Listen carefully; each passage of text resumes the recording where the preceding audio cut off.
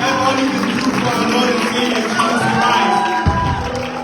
Church of God, I cannot hear you. That's all you can do for your Lord and Savior Jesus Christ.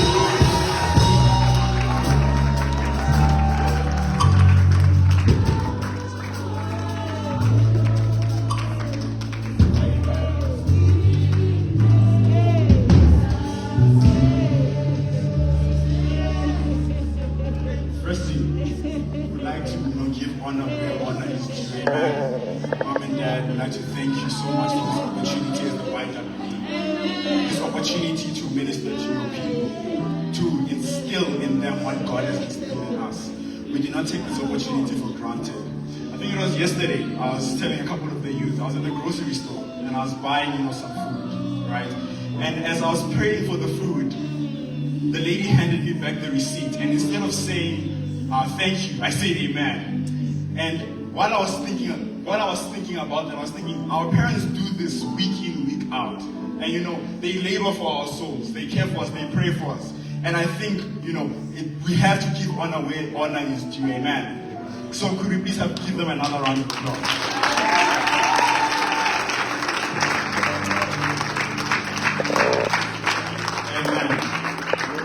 To the pastors' wives, to the leadership, we'd like to thank you guys as well. Give them a round of applause. For your guidance, your love, your support to the YWD. Amen. We did not take it for granted. Amen. To the YWD and my YWD leaders. Amen. Give yourselves a round of applause.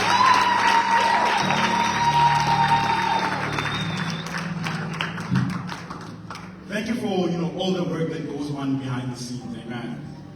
If the world knew how much work we've actually put in to get to where the conference is right now, they would be in awe.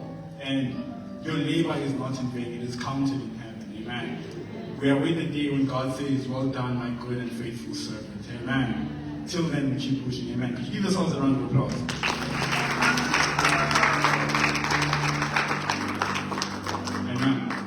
Right now I'm just going to go into my message. It's what I hope is a short message on this theme. The theme of being an unashamed youth. Tell your neighbor, unashamed youth. Tell your other neighbor, unashamed youth. Well, we have had some beautiful messages preached on this theme. Amen. Dad in the beginning opened up, breaking out what this theme meant. He broke it down as, unashamed to evangelize. We then had a message by Dr. Phil where he highlighted to us that an unashamed believer understands their why. And in their why, they do not lose heart. Amen? Sister Mwabe taught us on needing to know our spiritual identity to live unashamed. Sister Pauline spoke about how in order to live a life unashamed, we need to live with boldness. Tell your neighbor boldness. Boldness. And finally, we're going to look at what Sister Lilita and Sister Prisca led us through, which Sister Lilita taking us through the position, the unashamed understanding their position. And for us to understand our position, as Sister Prisca had led us, we need to have had an encounter with God. Amen. So, while I was meditating on this, I realized that this was not just one message. It was not individual messages, but it was what God was leading us into this bigger collective message on what it truly means to be unashamed, Church of God. Amen. And I will just be adding my part onto the foundation that the previous people have already laid. Amen. Now, a question that kept ringing within me during this journey was, what does it sound like to be unashamed? Ask your neighbor, what does it sound like to be unashamed? Now, naive me thought that one day I'm just going to, wake up and understand what it sounds like to be unashamed, that God was going to drop it for me in a dream. But that simply wasn't the case, amen. So that our Lord God took us through a journey. And in that journey, for me to have understood what it meant to live a life totally unashamed, I needed to have learned what it meant to live a life in total shame. Amen. That leads us to the title of my message, The Sound of the Unashamed. Amen. the sound of the unashamed. For my scripture reading, could you please go to the book of Micah 5, verse 2. It reads, "But you, Bethlehem, Ephrathah, though you are little among the thousands of Judah, yet out of you shall come forth to me the one to be the ruler in Israel, whose going forth are from old, from everlasting." Amen. What a powerful verse. In this verse, the Lord God is prophesying to the land of Bethlehem. To understand what this verse truly meant, you need to understand the historical context of what Bethlehem was. Amen. Bethlehem wasn't some prosperous city. In fact, Bethlehem was a poor city. It was so poor that it wasn't big enough to be considered a tribe. If anything, it was such a poor town that it was found within the tribe of Judah. Amen. So tiny. And God is telling you that out of you, Bethlehem, the coming Messiah shall come from that land. Now, this is a prophecy that was given to the land of Bethlehem 700 years before the coming of the Messiah. Before the Lord led me deeper in this, I thought to myself, then Bethlehem must have received the Lord God, in such a good way. He prophesied to them 700 years ago, the Messiah is coming. He's coming through your land. So, what I naturally thought was, they're going to embrace him. I think that's what a lot of us would think. Amen. But that wasn't the case. Could we turn our Bibles to the book of Luke 2, verse 2 to 8? Now, before we go there, we know that our Lord and Savior Jesus Christ was born in a beautiful manger. Amen. Now it reads, "And it came to pass in those days, the seniors first took place while Quintus was governing Syria." Verse 3. "So all went to be registered, everyone to his own town." Verse 4. "Joseph also went from Galilee out of the city of Nazareth into Judea, to the city of David, which is called Bethlehem, because he was of the house and lineage of David." Verse 5. "To be registered with Mary, his betrothed wife, who was with child. So it was that while they were there, the days were completed for her to be delivered. And she brought forth from her firstborn son, and wrapped him in swaddling clothes, and laid him in a manger, because there was no room for them in the inn." Amen. The Messiah of the world, whom they prophesied would come through Bethlehem, the most poor state in all of Israel. We thought that they would receive him with warm arms, but he still found no space in that place. He found no space in that place and was forced to be born in a manger. I have asked the media team to help me prepare what a biblically accurate manger looked like. Amen.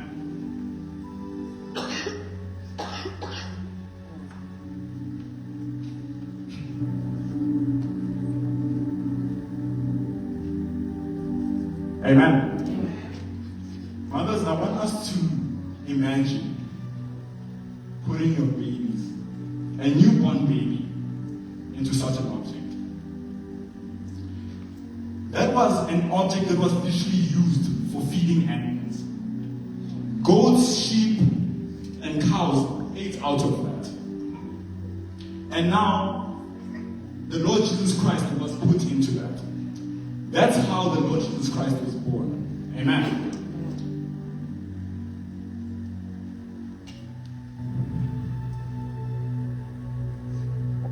That was the definition of ashamed. How many of us have found ourselves in such conditions? Where the environment set for us seems like, there's no future.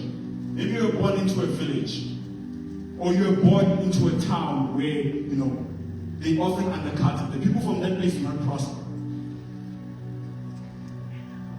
And that's where we see the book of Romans 1 verse 16 come to life.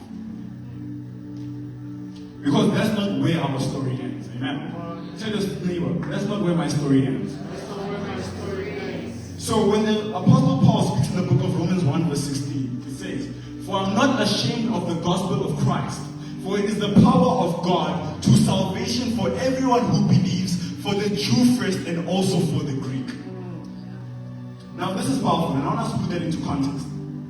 To the unsaved world, the gospel is a message of a man who was born into shame and died in shame, screaming, "Father, Father, why have you forsaken me?" as he took his last breath.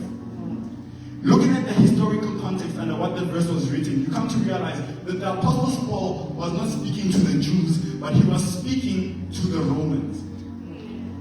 As a Jew, former Pharisee, and a Roman citizen, saying, "The man that you guys brought into total shame, I am not ashamed of that man."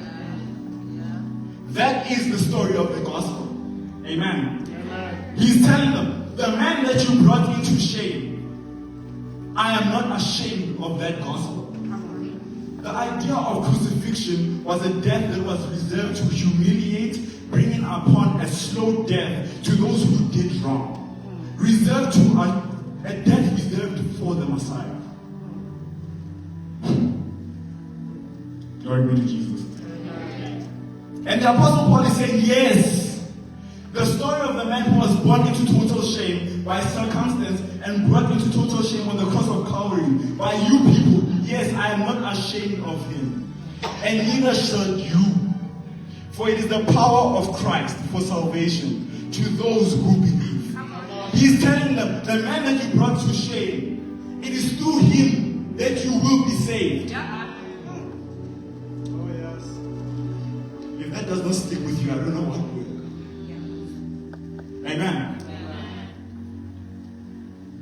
Now, for us to understand how Christ was able to do what he did on the cross, go to the cross of Calvary willingly to carry the shame, our shame, and totally die unashamed on the cross, you need to have understood that there was a price that was paid. Tell your neighbor, a price that was paid. A price that was paid. Well, for us to understand the price that was paid, could you please go to the book of Matthew 26, verse 36 to 46. And so could somebody read for us?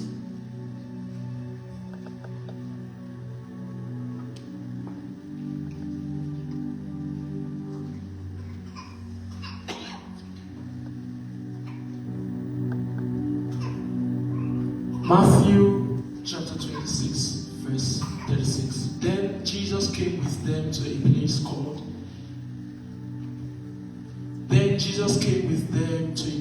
Gethsemane and said to the disciples, Sit here while I go and pray over there. And he took with him Peter and the two sons of Zebedee, and he began to be sorrowful and deeply distressed.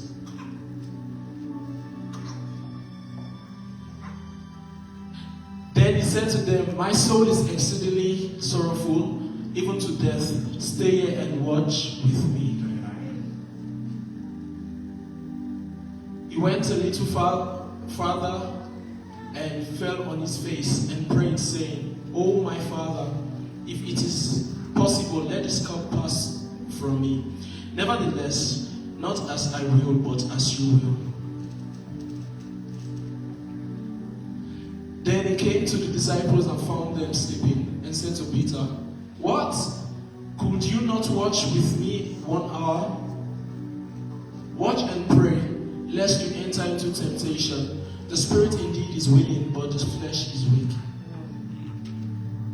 Again, a second time, he went away and prayed, saying, Oh, my Father, if this cup cannot pass away from me unless I drink it, your will be done.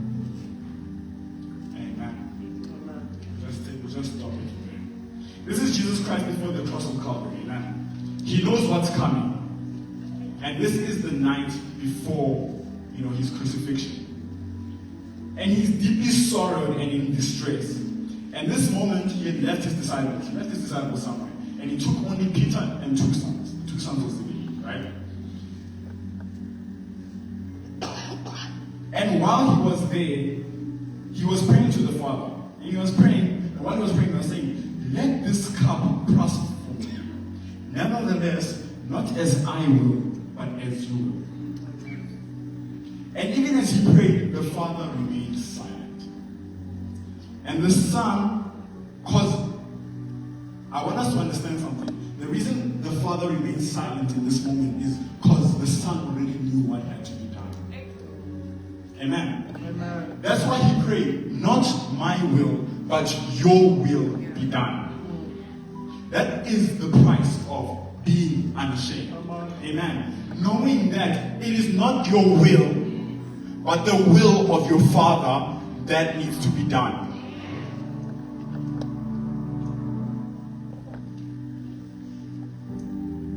Before Jesus Christ left that place, he prayed 3 times, going back and forth. Not my will, but your will be done. Not my will, but your will be done. Not my will, but your will be done. And he would go and come back, and every time he came back, he would find his disciples sleeping. Sleeping, I tell you. People of God, tell your neighbor, sleeping.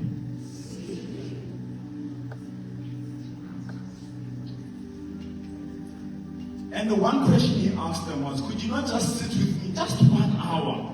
Just an hour, just 1 hour. Can you not just sit with me just an hour and pray with me? And he tells them, for the spirit is willing, but the flesh is weak. In as much as Jesus Christ was talking about, the disciples in that moment before they were sleeping, he was talking about himself as well. For we saw him in the garden in deep distress. He understood that the flesh is inherently weak. Amen. And a question that I asked myself is, how many times is it that we find ourselves in our workplaces, in our schools, and God has been talking to us, asking us to administer to people, but we tell him that the spirit is willing, but the flesh is weak.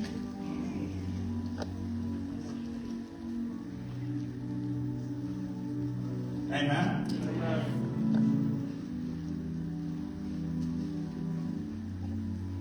The reason why God told the disciples in that moment that, the spirit is weak, but the flesh, the spirit is willing rather, but the flesh is weak, is because living unashamed isn't an act. Yeah. Living unashamed is not an act. It's not something you decide to do. It's a posture, a way of living in the midst of an audience and amid just you and God. Amen. Living totally for Christ, unwavering, no matter what your will may be. It's unchanging. Tell your neighbor it's a posture. It's a posture. Tell your other neighbor it's a posture. It's a posture. Could you please go to the book of Romans 1 verse 17? Romans 1:17. For indeed the righteousness of God is revealed through faith to faith, as it is written, the just shall live by faith. Amen. Cool.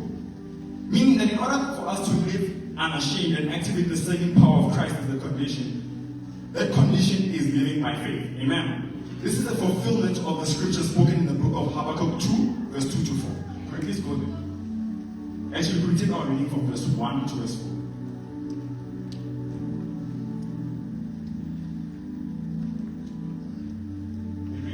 I will stand by watch and set myself on the rampart and watch to see what he will say to me, and I will answer when I am corrected.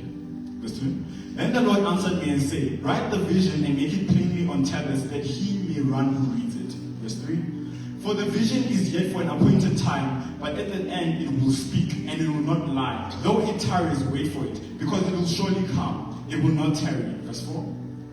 Behold the proud, his soul is not upright in him, but the just shall live by faith. Amen. We see in this verse that the Apostle Paul is referencing the scripture that is spoken about in the book of Habakkuk, right? And something that stood out to me was, behold the proud, his soul is not upright with him. Meaning that if you are not living by faith, we are proud. If you are a child of God and you are not living by faith, you are proud. And we saw in verse 17 that the Bible spoke that in order to live a life totally unashamed, we need to live a life by faith. What does that mean, people of God? That If you are living a life ashamed, you are proud.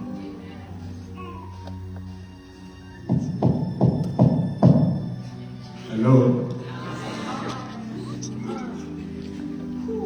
If you are living a life ashamed, you have pride in your heart. Ask your neighbor, are you proud? Ask your other neighbor, are you proud? People of God, it's easy to live by faith when in the midst of your own people. To live boldly when in the midst of your Christian community. It's easy when I see China, when I see Lilita over there, when I see Taba, when I see Kay. It's easy to live a life unashamed. Because that's your audience. Amen. But it's very important to remember, it's not an act, it's a posture. A classic example of somebody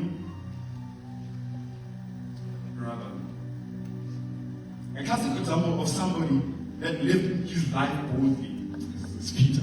We all know Peter. We all love Peter. Who loves Peter? I love Peter. Amen. But something I found very interesting is that this man was so bold. In the midst of when they were about to arrest Jesus and subdue him, this man took it upon himself. He took out his sword and he choked the ear of the Roman soldier. He took it off. Jesus Christ literally had to, stitch it back. Miracles. Miracle healing. Because the ear was chopped. Right? But something that, challenged me was when Christ was arrested and he found himself in the midst of the world, let's go. Matthew 26, verse 69 to 70. Now Peter sat outside in the courtyard, and the servant girl came to him, saying, "You also were with Jesus of Galilee."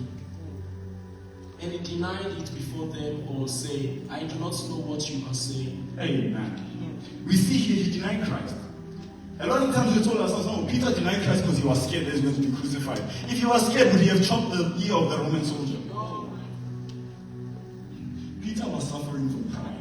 He saw himself amongst the world, and his posture changed. It didn't change, actually, he was wounded.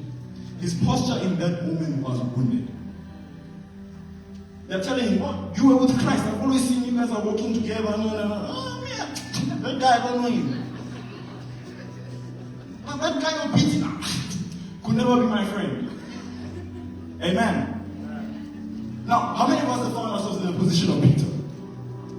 Where the world seduces you into compromising what you knew as right because there was no audience.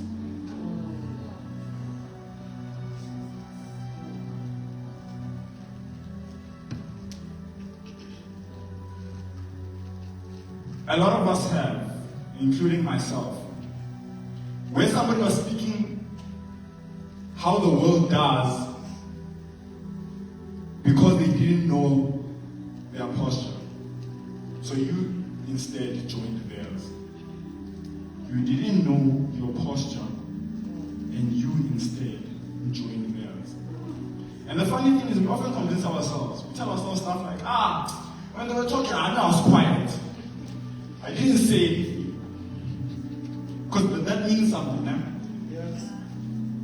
That we were quiet when they were talking rampant, like when they were talking of the world. Because I was quiet, I am not implicated, right? That's what we convince ourselves. But what does God think about that? We're actually going to take a look into the life of Daniel. I believe this is a very beautiful, example. Could you turn our Bibles to the book of Daniel 6, verse 3 to 5? Then this Daniel distinguished himself above the governors and satraps. Before an excellent spirit was in him, and the king gave thoughts to setting him over the whole realm.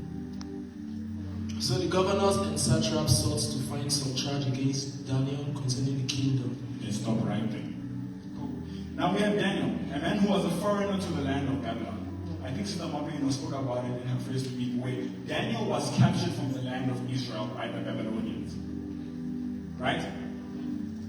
Within the kingdom, as he was captured by the Babylonians, he was seen as fit and dominated within that kingdom. Now what happened is, a couple of decades later, this Babylonian kingdom too was conquered by the Persians.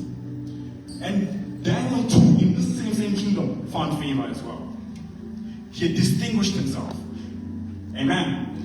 Now, it's important to understand what exactly a satrap was and why this was significant to the land of Babylon, right?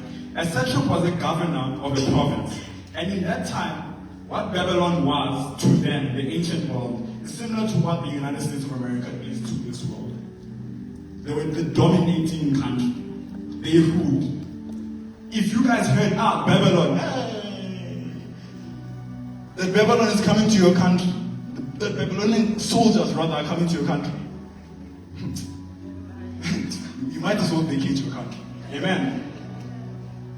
Now, I want us to think about it. Now, Daniel was placed as the ruler, the second in command of the 120 governors. The 120 governors that ruled over 120 states. Daniel, who was a slave, came into Babylon as a slave. So it reads that, so the governors and satraps sought to find some charge against Daniel concerning the kingdom, but they could find no charge or fault because he was faithful, nor was there any error or fault found in him. Then these men said, we shall not find any charge against this Daniel unless we find it against him concerning the law of his God. So the governors and satraps bethought before the king and said thus, King Darius, live forever. All the governors of the kingdom, the administrators and satraps, the counselors and advisors have consulted together to establish a royal statute and to make a firm decree. And that whoever petitions any god or man for 30 days, except you, O king, shall be cast into the den of lions. Now, O king, establish the decree and sign the writing so that it cannot be changed according to the law of Medes and Persians, which does not alter. Therefore, King Darius signed the written decree. These governors had seen the favor that God had bestowed upon Daniel. In an attempt to trample them, they looked into his character and found absolutely nothing. Tell your neighbor nothing. Tell your other neighbor nothing. They found nothing except one thing: his faith. People of God, when the devil is unable to access you directly, he will make your faith the problem. They got the king to issue a decree that for 30 days, that no one would worship any other god but the king. Now, this is what pains my heart, people of God, is if that decree was given in today's time, a lot of us would have said, okay, I'm going quiet for 30 days, God, see you in 30 days. Yeah. Amen. A lot of us would have remained silent. I will return to my worship after 30 days. But in verse 10 we see, it says, now when Daniel knew that the writing was written, he went home, and in the upper room with his windows open towards Jerusalem, he kneeled on his knees 3 times that day and prayed and gave thanks before his God, as was his custom since early days. Daniel did not hear that, they would say, mustn't pray for 30 days, and then, saying, I'm going to go and pray for 30 days. It said that was his custom since early days. Meaning they issued a decree and nothing changed. His posture remained constant.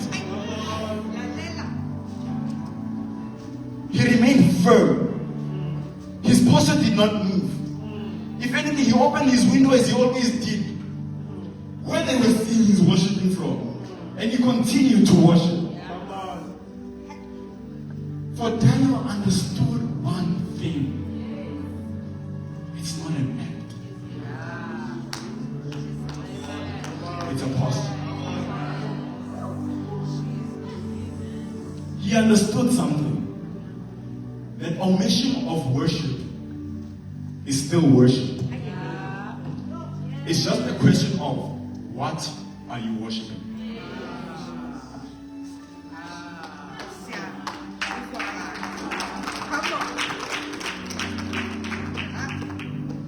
When the crowd is saying something that goes against your faith, and you sit there and listen, that's your worship. When your friend's telling you that, oh, Jesus Christ, no, he was only a prophet, and you sit there listening, and you're not saying anything, that's your worship. Come on. When your friend is speaking about some rebellious behavior, what he's going to get up to that night, and you remain silent. Come on. Church, say it with me. That is your worship. That's your worship. What was Daniel? He was unashamed. Daniel was the definition of unashamed. Now we're going to look at two more people who in one moment perfectly embodied all the characteristics of one who was unashamed.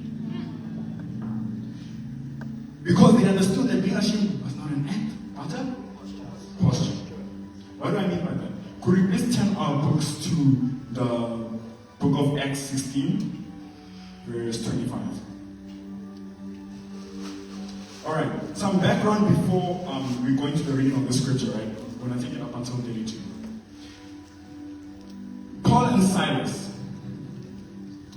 This is the story of Paul and Silas and how they were thrown into prison. The reason for their imprisonment was they found a slave girl who was possessed with demon spirits. Amen. They had masters. Slave girl possessed by demon spirit who had masters. And the masters were using her for fortune telling. And they met this woman and they delivered her from that spirit. Now what happened was the Romans, seeing this, arrested Paul and put him in jail. Right? Now, in that day, when they put you in jail, like how they put Paul and Silas, who were Roman soldiers, without having taken you to trial or anything like that, you were automatically put in jail for death. There was no coming back. Paul and Silas were put into jail to be executed. Amen.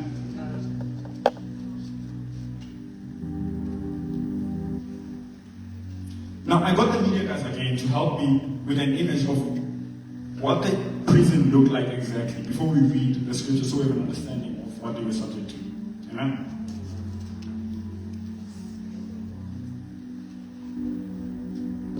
Could you keep that there? Now read. But at midnight, Paul and Silas were praying and singing hymns to God, and the prisoners were listening to them. Amen. Now, the Bible tells us that Paul and Silas were in this dark place at midnight where they were praying and singing hymns to God, and the prisoners were listening to them. Now, oftentimes I ask myself, we know what happened and why they. Sometimes I ask myself, how did they know that their singing would work? Their singing and praying, how did they know exactly that would work? Right? And it led me into the Greek. If we take the word hymns, verse 25. Hymns. And we take it to the Greek, it translates to hymenos. Tell your neighbor hymenos. Tell your other neighbor hymenos. Now, hymenos at that time was not blind praise. What hymenos was specific praise called hillel, coming from the book of Psalms 118. Meaning, when Paul and Silas prayed, they were not singing blind praise. They were speaking the word of God. Amen. Could you please turn to the book of Psalms 118, verse 5 to 6? This is what Paul and Silas were probably singing. I called on the Lord in distress. The Lord answered me and set me in a broad place. Verse 6. The Lord is on my side. I will not fear. What can man do to me? Amen. Continue.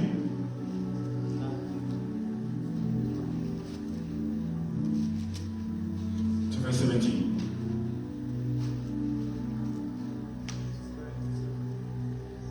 Verse 17. I shall not die, but live and declare the works of the Lord. Verse 18.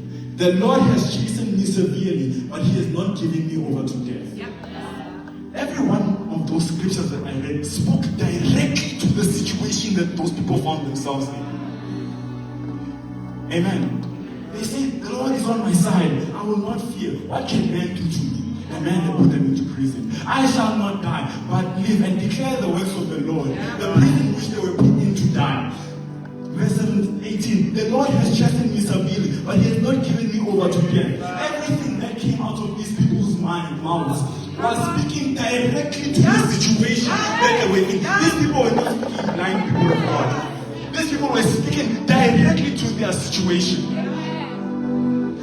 Because they understood of the God that they served. Tell your neighbor, they understood of the God that they served. I want us to imagine, they found themselves in such conditions. Chained, beaten, stopped. For what? For the gospel of Christ.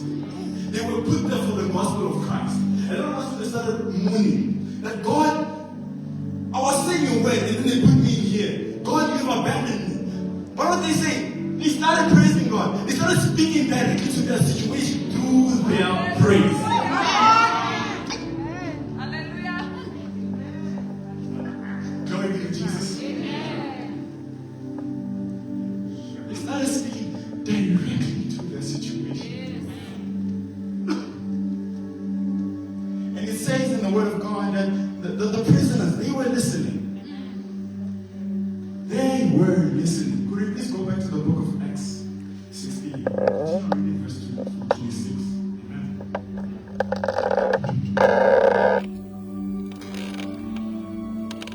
Suddenly there was a great earthquake, so that the foundation of the prisons were shaken.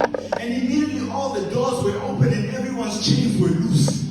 Verse 7. And the keeper of the prisoners, awaking from sleep and seeing the prison doors open, supposing the prisoners had fled, drew his sword and was about to kill himself. Verse 28. But Paul called with a loud voice, saying, do yourself no harm, for we are here. Amen. Verse 29. Then he called for a light, ran in and fell down trembling before Paul and Silas. Verse 30. And he brought them out and said, sirs, what must I do to be saved? Verse 31. So they say, believe on the Lord Jesus Christ and you will be saved, you and your household. Verse 32. Then they spoke the word of the Lord to him. Amen. And to those who were in his house.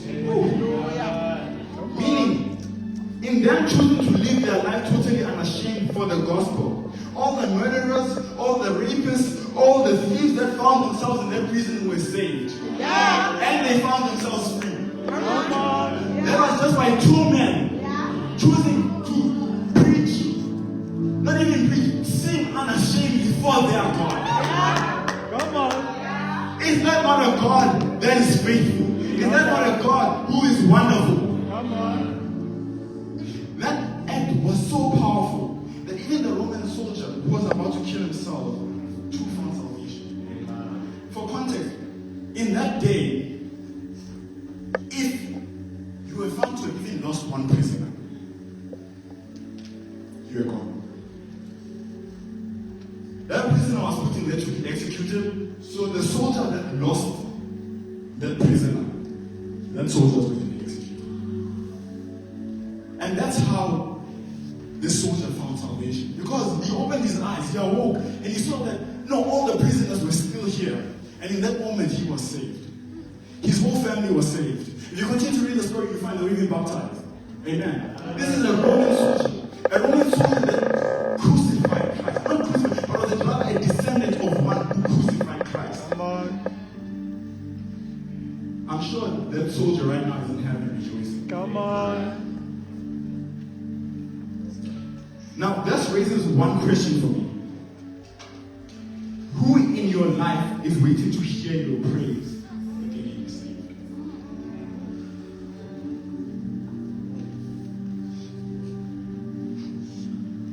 Because Church of God, it starts with us. Knowing what being unashamed sounds like. Knowing that it sounds like singing when some circumstances demand silence. It sounds like joy when circumstances demand despair. It sounds like worship when circumstances demand compromise. That's why we've been led to this very moment. Such a time as this. Amen. And I want to take us through a prayer. A prayer of repentance. Not an altar call, but one where we come before our Father, knowing where exactly, we ourselves know exactly. I want us to search deep inside where we have missed the mark, where our posture was wounded. When Peter denied Christ 3 times, his posture was wounded. But 2 months later, he was found in the room with the 120, and in one afternoon, 3,000 people were born again.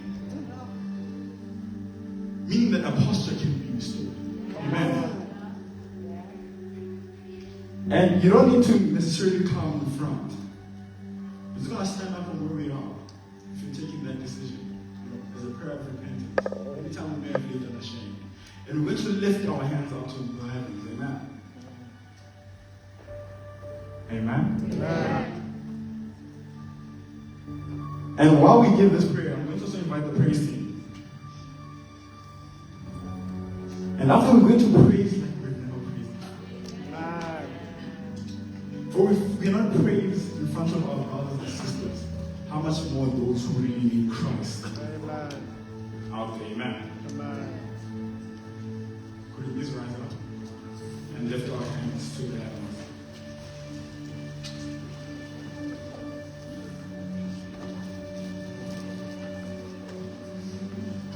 Repeat after me. Father, we come before you. Not with performance, Not with performance, not with pretense, not with pretense, but exactly as we are. but exactly as we are. Lord, we confess Lord, we confess there have been moments there have been moments where we walked with a wounded posture, when we walked with the wounded posture, where the world asked us questions when the world asked us questions, and we chose silence. and we chose silence. And we know that silence was still an answer. And we know that silence was still an answer. Forgive us, Father. Forgive us, Father. We confess that the Spirit was willing, We confess that the Spirit was willing, but we allowed the flesh to win. but we allowed the flesh to win. In that courtyard moment of our lives, And our courtyard moment of our lives, we denied what we knew to be true. we denied what we knew to be true. Not from fear, Not from fear, not from pride, not from pride. and that's why, Lord, And that's why, Lord, we come before you asking we come before you asking that we may be restored, that we may be restored, just as Peter was restored. just as Peter was restored. In Jesus' mighty name, In Jesus' mighty name, we have prayed. we have prayed. Amen. Amen. Amen. Could we rejoice?